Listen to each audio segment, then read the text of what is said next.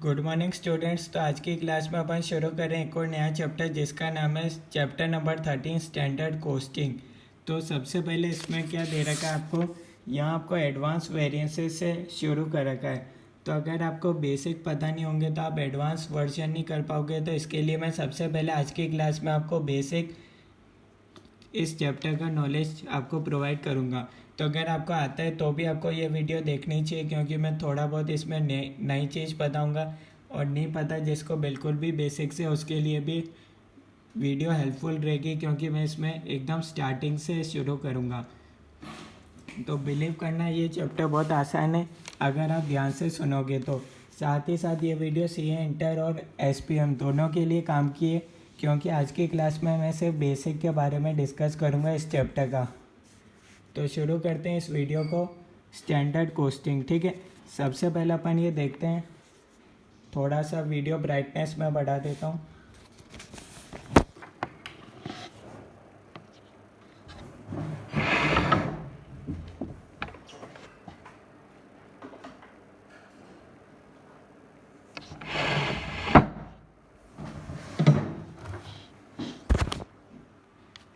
I think अब ज़्यादा clear होगी वीडियो, ठीक है। हाँ, तो मैं कह रहा था इस चैप्टर में अपन को बेसिक्स के साथ शुरू करना है। सबसे पहले अपन ये समझेंगे स्टैंडर्ड कोस्टिंग, आखिर ये कहाँ पर अप्लाई होता है, कैसे होता है, ये अपन समझते हैं। देखो, स्टैंडर्ड कोस्टिंग कहाँ पर काम आता है। अगर आप बिजनेस कर रहे हो तो काम का है, अगर आप कहीं जॉब कर रहे हो तो ये कहीं काम नहीं आता ये टॉपिक, ठीक है। तो अब सबसे पहले अपन क्या करते हैं, बिजनेस करते हैं। और अपना मेन टारगेट क्या रहता है, किसी भी बिजनेस का नेट प्रॉफिट कमाना, ठीक है। अब नेट प्रॉफिट जैसे कि कोई सी भी कंपनी का अपन देख लेते हैं, अडानी, कोई सी भी कंपनी ले लो, रिलायंस, ठीक है। तो जैसे कि कोई भी कंपनी आप ले सकते हो, अज्यूम कर सकते हो रिलायंस, अडानी, ठीक है। इसमें क्या होता है, एजीएम कंडक्ट होती है, ठीक है। एनुअल जनरल मीटिंग के बारे में आपने पढ़ा ही होगा, ठीक है। तो एक तो एजीएम में क्या होता है,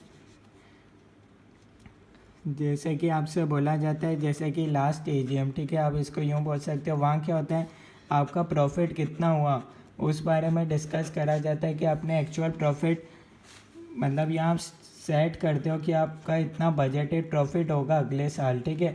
और फिर नेक्स्ट ईयर आप क्या करते हो, नेक्स्ट ईयर की एजीएम के अंदर उसमें आप कंपेयर करते हो जो आपने प्रॉफिट बोला था वो उतना प्रॉफिट एक्चुअल में हुआ है या नहीं हुआ है, ठीक है। तो ये स्टैंडर्ड कोस्टिंग आता कहाँ से, सबसे पहले मैं आपको इसकी हिस्ट्री बता रहा हूँ, ठीक है। एजीएम के अंदर क्या होता है, जैसे कि आप आज इस साल का एजीएम देख सकते हो किसी भी कंपनी का, उसमें क्या होगा, एक प्रॉफिट, एक आप यूँ मान सकते हो एक बजटेड प्रॉफिट बनाया जाएगा कि अगले साल तक हमारा ये रहेगा। एक बजटेड, आप इसको बोल सकते हो, अपन सेट करते हैं बजट्स, इतना हमारा एक्सपेक्टेड बजटेड सेल्स रहेगा, बजटेड हमारा इतना कॉस्ट रहेगा, फिर जाके अपने पास सेल्स रेवेन्यू माइनस एक्सपेंस, तो अपने पास आ जाएगा प्रॉफिट। तो इतना हमारे पास बजटेड प्रॉफिट अपन अचीव कर लेंगे, ठीक है। और अगले एजीएम, यानी कि अगले एजीएम में आप लोगों को बताते हो कि लास्ट ईयर हमने इतना एक्सपेक्ट करा था, इतना हमारा बजटेड प्रॉफिट का टारगेट था, और यहाँ अपन देखते हैं कि अपना टारगेट अचीव हुआ है या नहीं हुआ है, यानी कि अपन यहाँ एक्चुअल नंबर की बात करते हैं, ठीक है। तो ऐसे हर साल होता है, हर साल कंपनी क्या करती है, पूरे बजट से सेट्स करती है, बजट को सेट करती है करंट ईयर के अंदर, और फिर नेक्स्ट ईयर जब आता है तो उसमें कंपनी देखती है इस साल कितना प्रॉफिट हुआ, क्या हमने जो बजट सेट किए थे उसके हिसाब से अपन ने अचीव करे टारगेट या नहीं करे। तो इसी को ही अपन बोलते हैं स्टैंडर्ड कोस्टिंग, यानी कि आप यूँ बोल सकते हो कंपैरिजन ऑफ कमिटेड, जो आपने कमिट करा था कि हम अगले साल इतना तो अचीव कर ही लेंगे। करंट ईयर में अपने टारगेट सेट किए थे नेक्स्ट ईयर के लिए कि हम इतना तो सेल्स अचीव कर ही लेंगे, फिर नेक्स्ट ईयर में आप क्या करते हो, जो एक्चुअल नंबर होते हैं उससे कंपेयर करके देखते हो कि आपने जो बजटेड नंबर बोले थे और जो एक्चुअल नंबर है वो उतना हमने अचीव करा है या नहीं करा है। तो इसको आप बोल सकते हो कंपैरिजन ऑफ कमिटेड, यानी कि budgeted net profit with actual net profit. तो इसकी कोई बोलते हैं एक्चुअल नेट प्रॉफिट, यानी कि करंट ईयर में जो हुआ आपका एक्चुअल में, तो ये होता है स्टैंडर्ड कोस्टिंग, ठीक है।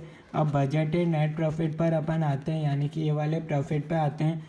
जो बजटेड नेट प्रॉफिट क्या होता है, बजटेड सेल्स अपन इसके लिए लेंगे, माइनस कर देंगे बजटेड कॉस्ट, तो अपने पास आ जाएगा नेट प्रॉफिट। नेट प्रॉफिट क्या होता है, सेल्स माइनस एक्सपेंस, तो अपने पास नेट प्रॉफिट बचता है, ठीक है। अब बजटेड सेल्स के लिए अपन को क्या चाहिए, अगर अपन बजटेड सेल्स बना रहे हैं तो उसके लिए एक तो अपन को बजटेड सेल्स क्वांटिटी चाहिए, कितना इतनी क्वांटिटी में मतलब 10,000 यूनिट्स अपन सेल कर पाएंगे, और एक अपन को चाहिए बजटेड सेलिंग प्राइस, इस प्राइस पर अपन सेल करेंगे तो अपने पास बजटेड सेल्स रेवेन्यू आ जाएगा।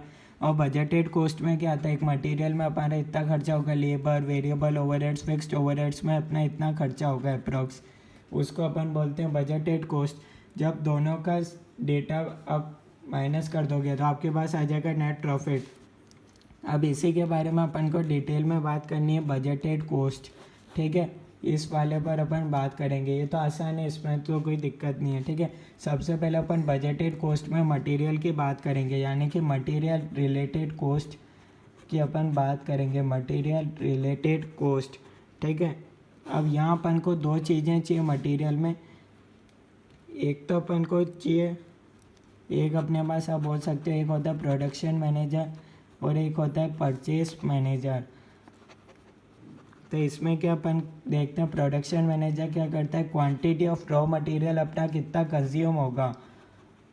तो एक तो अपन को ये चाहिए, क्योंकि कोई सा भी आप प्रोडक्ट बना रहे हो तो उसमें आपको एक तो ये चाहिए आपका रॉ मटेरियल कितना कंज्यूम होगा, और रॉ मटेरियल का परचेज कॉस्ट कितना है, एक अपन को ये चाहिए।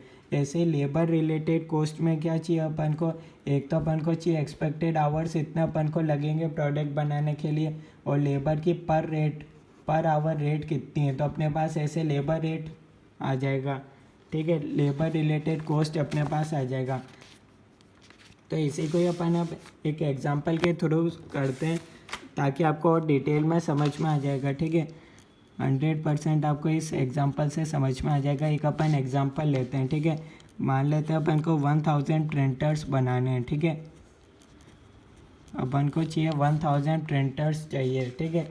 अब अपन को इसके लिए निकालना है, अपन 1000 प्रिंटर्स बनाने अपन को 1000 प्रिंटर्स बनाने, तो अपन को चाहिए इसके लिए रॉ मटेरियल कितना लगेगा। तो अपन क्या करेंगे, प्रोडक्शन मैनेजर से बात करेंगे, उससे पूछेंगे कि भैया एक प्रिंटर बनाने के लिए तुम्हें कितना चाहिए होता है रॉ मटेरियल। एक प्रिंटर अपन बनाएंगे, उसमें अपन को रॉ मटेरियल कितना कंज्यूम होगा। अब प्रोडक्शन मैनेजर क्या करेगा, on the basis of past experience, ऐसा नहीं कि वो एकदम नया होगा इंडस्ट्री के अंदर, वो 25 साल से आपको ये अज्यूम करना है वो सेम इस इंडस्ट्री में काम कर रहा है, तो उसको आइडिया होता है कि उसको एक प्रिंटर बनाने के लिए कितना रॉ मटेरियल चाहिए। तो जैसे कि प्रोडक्शन मैनेजर ने कह दिया एक प्रिंटर बनाने के लिए अपन को चाहिए 20 रॉ मटेरियल, तो अपन को बनाने 1000 प्रिंटर्स, तो कितना लगेगा 20 इंटू 1000, 20,000 यूनिट्स लगेगा रॉ मटेरियल का। यहाँ तक आपको समझ में आ गया तो बताओ। उसके बाद ऐसे ही सेम अपन चलेंगे परचेज मैनेजर के पास, ठीक है। परचेज मैनेजर से अपन पूछेंगे एक रॉ मटेरियल की क्या रेट पड़ेगी, अपन को प्रिंटर बनाना है उसके लिए अपन को रॉ मटेरियल चाहिए, तो एक रॉ मटेरियल की क्या रेट है, यूनिट्स तो अपने पास ही आई गई। तो उसने बोला एक रॉ मटेरियल की रेट है ₹120, अपने पास है 20,000 अपन को रॉ मटेरियल चाहिए, तो कितना खर्चा हो जाएगा टोटल, तो ये अपने पास आ जाएगा 24 लाख अपने पास आ गया इसका आंसर। तो ये अपने पास हो गया डायरेक्ट मटेरियल कॉस्ट। इस तरीके से आती है डायरेक्ट मटेरियल कॉस्ट। कभी आपने हमेशा डायरेक्ट तरीके से लिखा होगा डायरेक्ट मटेरियल कॉस्ट 24 लाख। आखिर कैसे आती है ये मैंने आपको आज की क्लास में बता दिया। इसी तरीके से सेम अपन चलते हैं लेबर मैनेजर के पास। लेबर मैनेजर में अपन को क्या चाहिए, एक प्रिंटर बनाने में, अब यूनिट्स तो आ गई, अब लेबर उसको बनाएगी। एक प्रिंटर बनाने में अपन को कितने घंटे लगते हैं, तो जैसे लेबर मैनेजर के पास गए तो उसने कह दिया जैसे कि 15 घंटे लगते हैं एक प्रिंटर बनाने के लिए। तो ऐसे अपन को कितने बनाने थे 1000 प्रिंटर, तो टोटल कितने लगेंगे 15 इंटू 1000, 15,000 आवर्स अपन को लगेंगे प्रिंटर बनाने के लिए। और फिर उससे पूछा रेट क्या, पर आवर रेट कितनी है, एक घंटे की रेट उसने बोला ₹150 है, तो अपने पास है 15,000 आवर्स। तो 15,000 आवर्स में टोटल अपना कितना खर्चा हो जाएगा, 15,000 इंटू 150, ये आप करोगे तो 22,50,000। तो इस तरीके से आता है लेबर रिलेटेड कॉस्ट। आपने हमेशा direct material direct labours cost sheet में आपने सिर्फ अमाउंट लिखा होगा, कैसे आता है ये आपको आज पता चला होगा, ठीक है। उसके बाद अब आप अपने पास क्या आ गया, टोटल कॉस्ट आ गया 24 लाख प्लस 22,50,000, ये अपने पास आ गया 46.5 लाख। इसमें कंपनी क्या करती है, जहाँ प्रिंटर बना रही है इसमें अपना कुछ प्रॉफिट मार्जिन ऐड कर लेगी, तो 3.5 लाख एग्जांपल के थ्रू मान लेते हैं, तो इसकी प्रॉफिट ऐड कर दिया। उसके बाद आ जाएगा सेल्स वैल्यू कितना हो गया 50 लाख, ठीक है। अब ये तो था 1000 प्रिंटर का, तो डिवाइड कर देंगे पर प्रिंटर के अपने पास यहाँ कॉस्ट आ जाएगी ₹5000, यानी कि अपन एक प्रिंटर को 5000 में सेल कर सकते हैं, इसमें अपना प्रॉफिट भी इंक्लूड हो गया, ठीक है। यहाँ तक आपको कोई डाउट है तो आप बता सकते हो, ठीक है। अब क्या हुआ, ये सब अपना एक्सपेक्टेड चल रहा था, यानी कि बजटेड चल रहा था on the basis of past experience. अपन ने उनसे पूछा था एक प्रिंटर बनाने के लिए इतनी यूनिट्स लगती है, पर अब अपन क्या करते हैं, एक्चुअल डेटा पूछते हैं, ठीक है। यानी कि अब बन रहा है, एक्चुअल प्रोडक्शन हो रहा है, तो अब अपन क्या करेंगे, एक्चुअल डेटा पे बात करेंगे। ये सब तो अपन ने पहले बजटेड सेट करा था कि ये सब ऐसा ऐसा होगा तो अपना इतना प्रॉफिट आ जाएगा, अपने इतने कॉस्ट पड़ेगी, ठीक है। अब एक्चुअल डेटा पे अपन बात करते हैं। सबसे पहले अपन डायरेक्ट मटेरियल कॉस्ट में बात करते हैं। अब मान लो प्रोडक्शन मैनेजर ने कह दिया यार 20,000 रॉ मटेरियल की जगह यूज़ हो गया 22,000 रॉ मटेरियल, तो क्या करोगे, तो आप एकदम शॉक में आ जाओगे। क्यों, क्योंकि आपका बजटेड तो था 20,000 रॉ मटेरियल, उस हिसाब से आपने ये सब कॉस्ट निकाला था, तो अब आप क्या करोगे, पर एक्चुअल में क्या हुआ, ड्यू टू एनी रीज़न ज़्यादा यूज़ हो गया, ठीक है। तब आप क्या करोगे, एकदम प्रोडक्शन मैनेजर को डांटोगे और क्या, एकदम उसको बोलोगे आखिर ये क्या कर दिया तुमने, जैसे कि आपका आर्टिकलशिप में होता है, ठीक है। आपका बॉस आपको ऐसे एकदम बोलता है ये गलती कैसे हो गई, ठीक है। तो उसके बाद क्या हुआ, 20,000 रॉ मटेरियल यूज़ हो गया, ठीक है। उसके बाद अपन चले परचेज मैनेजर के पास। परचेज मैनेजर ने कहा कि एक रॉ मटेरियल की रेट ₹120 थी, लगनी थी, तो उससे अपन ने कंफर्म करा कि भैया एक्चुअल में कितनी लगी, तो उसने बोल दिया कि ₹130 लगी। फिर एकदम आप परचेज मैनेजर के पे भी एकदम चिल्लाए वगैरह, ठीक है, पर एक्चुअल तो जो लगनी थी वो लग गई, ₹130 की रेट से लग गई, तो ये अपने पास हो गया ₹28,60,000। उसके बाद आता है direct labour cost. Direct labour cost में क्या हुआ,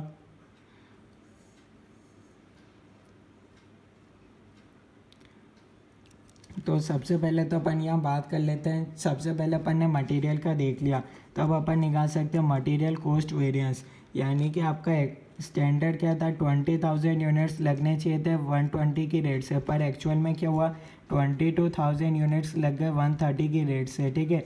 तो क्या अपने पास आया, ये अपने पास 24 लाख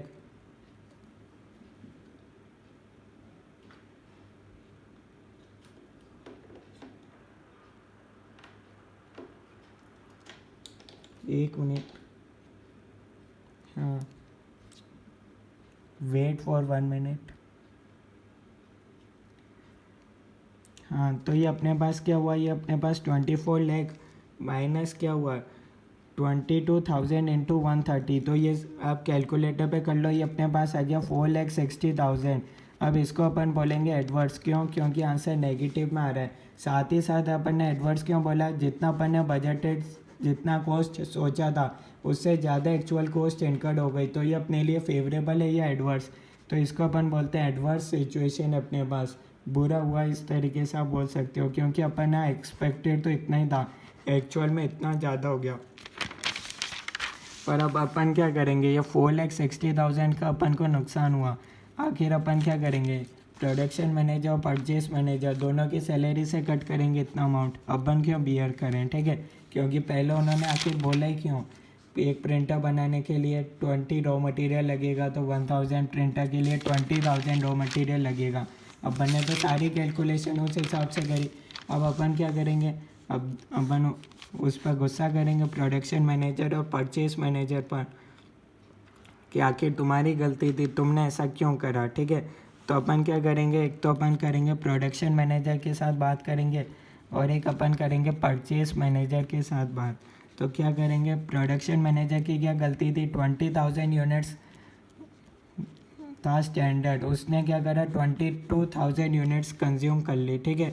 तो यहाँ दिक्कत आ गई 2,000 यूनिट्स ऑफ रॉ मटेरियल का ज़्यादा कंजप्शन हुआ due to fault of production manager, तो अपन क्या करेंगे 2000 रॉ मटेरियल इंटू ₹120, इतना अपन को 2,40,000 का नुकसान हुआ है, यानी कि ये अपने लिए एडवर्स सिचुएशन है। इतना अपन प्रोडक्शन मैनेजर की सैलरी से कट करेंगे, ठीक है। इसको आप यूँ भी बोल सकते हो, फार्मूला वाइज अपना स्टैंडर्ड क्वांटिटी था, इसको आप यूँ बोल सकते हो माइनस एक्चुअल क्वांटिटी जो कंजप्शन हुआ इनटू जो स्टैंडर्ड रेट थी।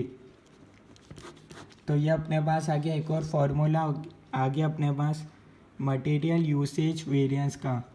इसका आप फार्मूला बोल सकते हो मटेरियल यूसेज वेरिएंस, इसको अपन ये बोलते हैं, ठीक है। और एक अपने पास होता है मटेरियल प्राइस वेरिएंस, ठीक है।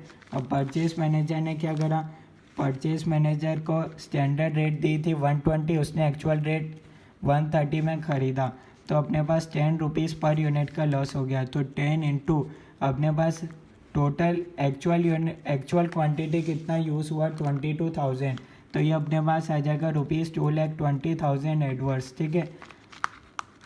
अब देखो परचेज मैनेजर के केस में क्या होता है, अपन एक्चुअल क्वांटिटी यूज़ करते हैं। क्यों, अगर मान लो ये 22,000 की जगह कम यूज़ हुई होती 18,000, यानी कि स्टैंडर्ड था 20,000 पर एक्चुअल में यूज़ होती 18,000, तो अपन इसको 18,000 से मल्टीप्लाई करते हैं, यानी कि जितना डिफरेंस आ रहा है उसको अपन जो एक्चुअल क्वांटिटी है उससे मल्टीप्लाई करते हैं, ऐसा होता है, ठीक है। तो इसका बोल सकते हो जो आपका स्टैंडर्ड रेट था minus actual rate into actual quantity. ये अपने पास एक और फार्मूला आ गया मटेरियल प्राइस वेरिएंस का, ठीक है।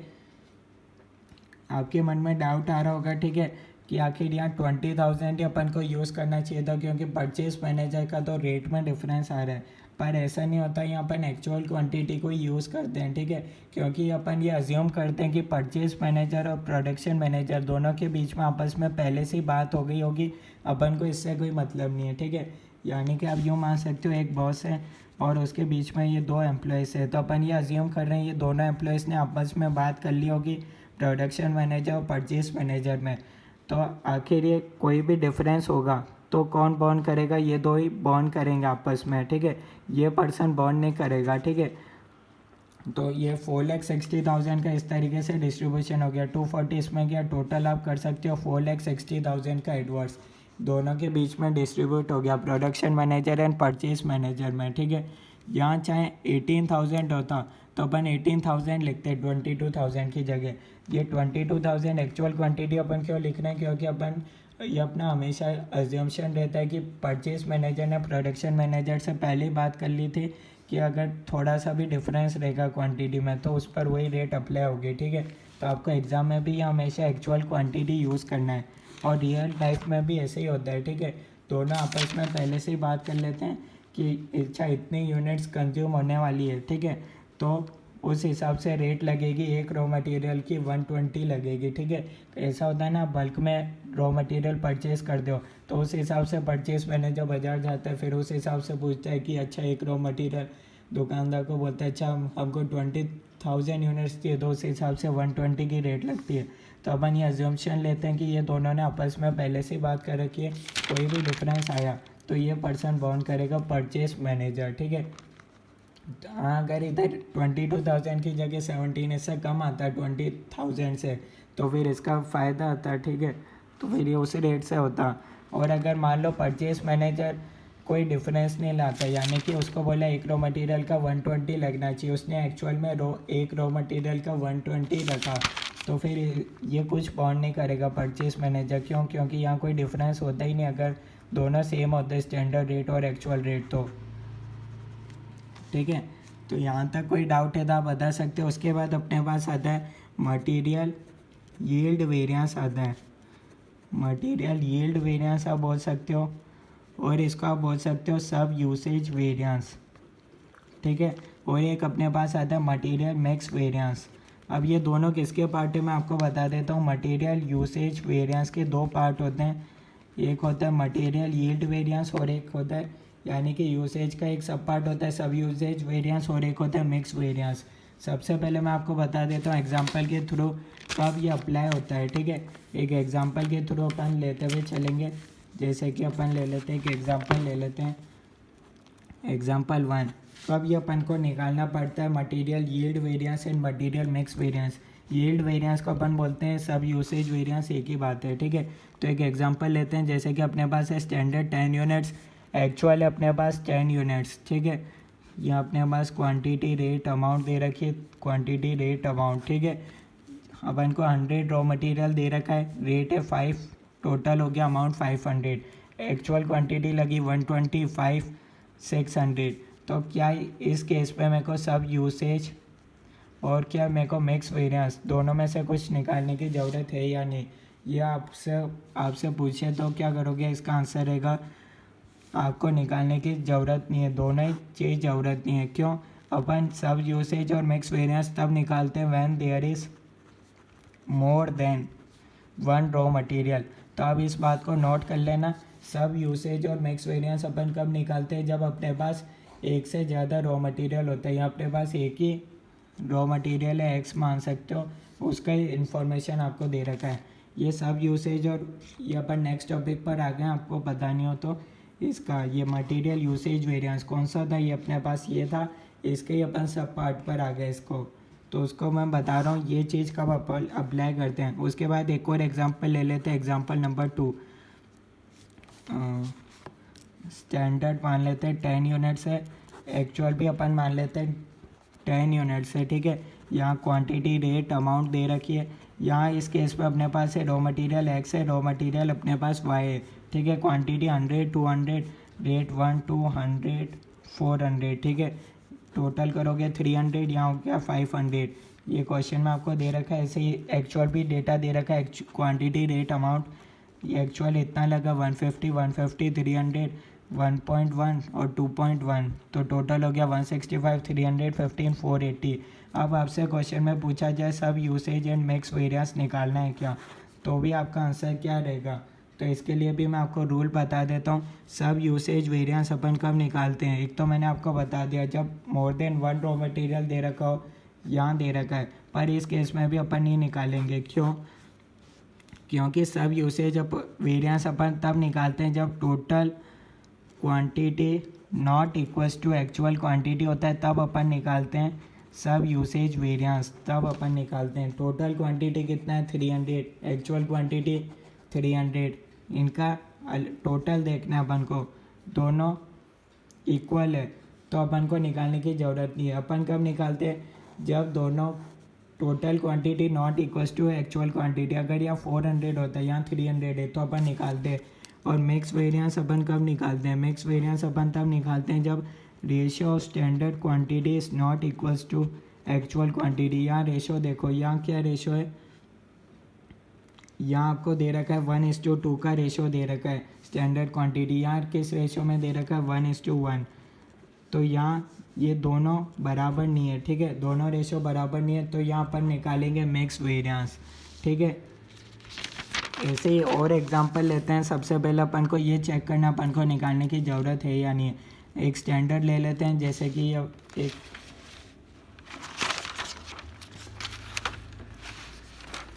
जैसे कि एक एग्जांपल ले लेते हैं। स्टैंडर्ड आपको दे रखा है 500, 1000, रेट आपको दे रखी है 5, एक्चुअल में आपसे पूछा है, एक्चुअल दे रखा है 600, 1200, ठीक है। तो सबसे पहले क्या सब यूसेज निकालने की ज़रूरत है क्या, सब यूसेज निकलेगा। क्यों? क्योंकि एक्चुअल क्वांटिटी, स्टैंडर्ड क्वांटिटी और एक्चुअल क्वांटिटी दोनों इक्वल्स टू नहीं है, ठीक है। तो इस केस में अपने पास सब यूसेज तो निकलेगा। अगर बराबर होते तो अपन को निकालने की ज़रूरत नहीं होती। और मिक्स अपन कब निकालते हैं, जब रेशो बराबर नहीं हो, ठीक है। रेशो क्या इनका 1:2, यहाँ भी है 1:2, तो इस केस में मिक्स वेरिएंस नहीं निकलेगा, ठीक है। कोई डाउट है तो बता सकते हो। एग्जांपल नंबर 3 में एक और एग्जांपल अपन ले लेते हैं। ये वाला एक और एग्जांपल आपको दे रखा है। स्टैंडर्ड क्वांटिटी आपको दे रखी है एक्स और वाई, दो रॉ मटेरियल है 750 और 1500, टोटल हो रहा है 2250, एक्चुअल क्वांटिटी में हो रहा है 1600 एंड 800, टोटल है 2400। क्या इस केस में अपन को सब यूसेज वेरिएंस निकालने की ज़रूरत है क्या? तो इसका आंसर है यस, क्योंकि दोनों का 2250 और 2400 दोनों अलग है, ठीक है। और मिक्स वेरिएंस क्या होता है, रेशियो से 1:2 का रेशियो है 1:2, और यहाँ क्या रेशियो है 2:1, तो इस केस में मिक्स वेरिएंस भी निकलेगा। तो इस केस में अपने दोनों वेरिएंस अपन को निकालने की ज़रूरत है, ठीक है। अब अपन लेते हैं एक और एग्जांपल नंबर 5 लेते हैं, आपकी अच्छी प्रैक्टिस हो जाएगी, ठीक है। क्वांटिटी, रेट, अमाउंट, इस क्वेश्चन में अपन निकालेंगे एक्चुअल में। अभी तो अपन चेक कर रहे थे क्या निकालने की ज़रूरत है या नहीं। अब अपन कैलकुलेट करेंगे। दो रॉ मटेरियल है 150, 300, टोटल हो गया 450। रेट अपने पास है 1 2, ये हो गया 150, 300, और यहाँ एक्चुअल में दे रखा 170, 250, ये हो गया 420, यहाँ 1.1, 2.1, ठीक है। ये निकालने की ज़रूरत नहीं है। सबसे पहला क्वेश्चन, सब यूसेज वेरिएंस निकालने की ज़रूरत है क्या, और मैक्स वेरिएंस निकालने की ज़रूरत है क्या। सब यूसेज 450 नॉट इक्वल्स टू 420 तो निकालने की ज़रूरत है। मैक्स क्या रेशो है 1:2 का, और यहाँ रेशो 1:2 का तो नहीं लग रहा है क्योंकि ये 125 तो नहीं है, तो ये भी नहीं हो रहा, तो मिक्स वेरिएंस भी निकलेगा। अब कैसे निकालते हैं अपन समझते हैं।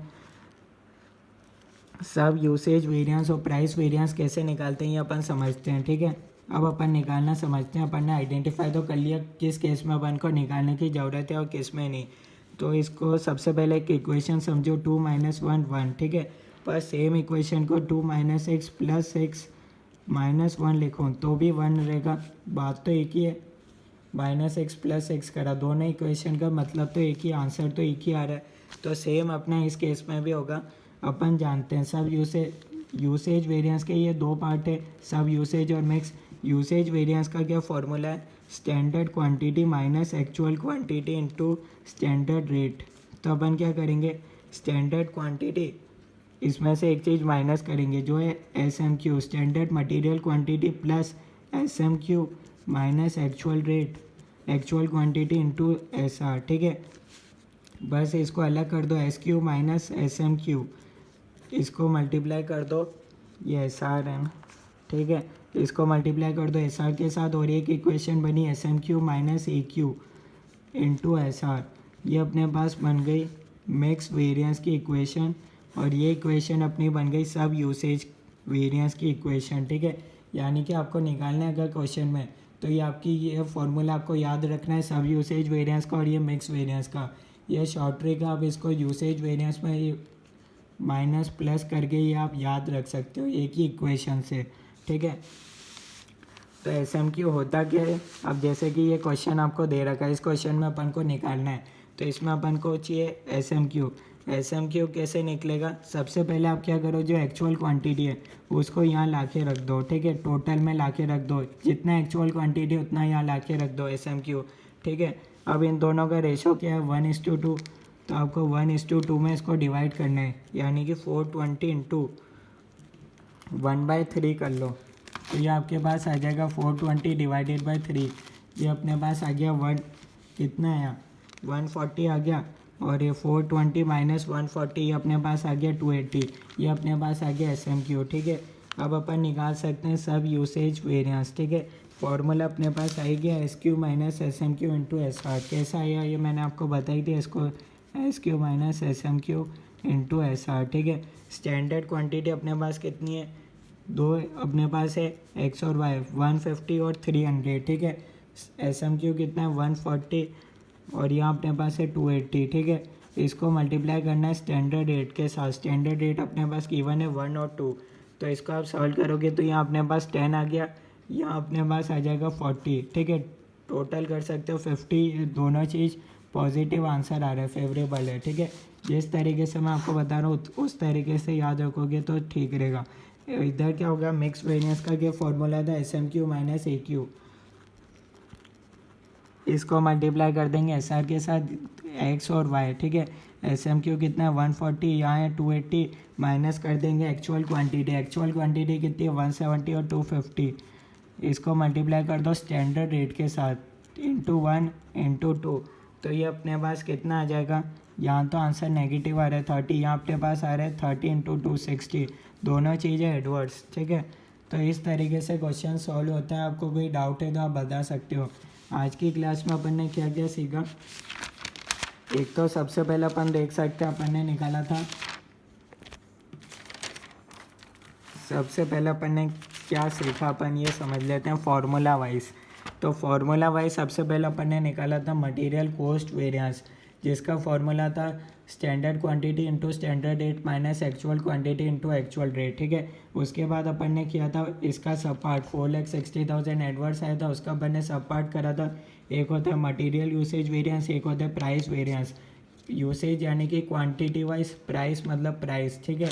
और इसमें प्राइस में अपन क्या यूज़ करते हैं, एक्चुअल क्वांटिटी को यूज़ करते हैं हमेशा, ठीक है। और ये फार्मूला था ही। उसके बाद मटेरियल यूसेज वेरिएंस, यानी कि ये क्वांटिटी वाले के 2 पार्ट्स है। एक है मटेरियल यील्ड वेरिएंस या फिर कह दो सब यूसेज वेरिएंस, और एक होता है मिक्स वेरिएंस। इसका अपन ने देखा, सबसे पहले तो अपन ने देखा कब अपन को निकालने की ज़रूरत होती है। जब पहला पॉइंट क्या था, when there is more than one raw material. Second point अपन ने देखा सब यूसेज सब यूसेज कब निकलता है, जब टोटल क्वांटिटी एक्चुअल क्वांटिटी दोनों बराबर नहीं हो, तब अपन को निकालना पड़ता है। अगर सेम है तो अपन को निकालने की ज़रूरत नहीं है। मिक्स वेरिएंस कब निकालना पड़ता है, जब ratio of standard quantity is not equals to actual quantity. यह अपन ने देखा यहाँ 1:2 का रेशियो, यहाँ भी यहाँ अलग था, दोनों रेशियो बराबर नहीं थे, तो अपन को निकालने की ज़रूरत है मिक्स वेरिएंस। उसके बाद मैंने आपको बताया था ये कैसे निकाल सकते हो, लर्न करने का फॉर्मूला बताया था। सबसे पहले यूसेज वेरिएंस का फॉर्मूला लिख लो, सिर्फ उसमें माइनस प्लस करना है एक चीज़, एस एम क्यू को। तो इसको डिवाइड कर दो, S Q minus S M Q into S R, S M Q minus A Q into S R. तो ये आपके पास एक आ जाएगा आपके पास सब यूसेज वेरिएंस, और ये आपके पास हो गया मिक्स वेरिएंस। बात एक ही थी, मैंने इस इक्वेशन से आपको समझाया था। इस इक्वेशन में चेंज कर रहे हैं तो एक ही बात है, ठीक है। तो ये अपने पास फॉर्मूला बन गया था। इस तरीके से अपन ने क्वेश्चन को सॉल्व कर लिया था। तो नेक्स्ट क्लास में अपन इस चैप्टर के अंदर आगे बढ़ेंगे। तब तक के लिए कोई डाउट है तो आप पूछ सकते हो। ओके।